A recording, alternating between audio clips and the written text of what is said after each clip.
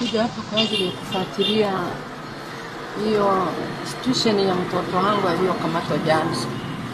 Na nimekuja, nilipoenda pale wale wakaniambia kwamba hawajasikia taarifa yoyote hapo kituoni, lakini nilipopanda juu nikampigia Muriro, hakuweza kukamata simu, isipokuwa msaidizi wa Camillus Wambura amekamata simu. Akaniambia kwamba nisubiri kidogo atanipa majibu.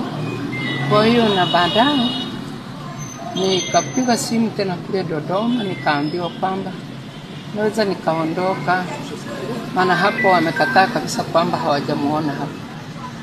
Kwa hiyo umeambiwa kwamba maana yake hayuko hapa? Ila wamekuambia yuko wapi?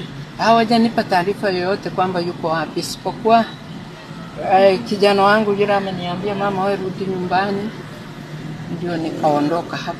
Kwa hiyo mpaka sasa hivi hujui yuko wapi? Hata mpaka sasa hivi sijajua yuko wapi.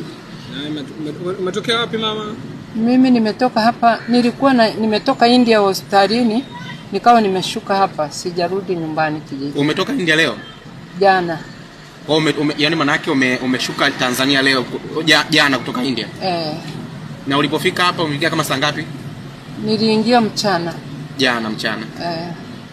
Na kwa ulipofika hii taarifa ya kuhusu mwanao ulipata muda gani? Nilipata muda nikiwa kule India, kwa sababu nilikuwa kwenye WhatsApp nikapata taarifa hizo.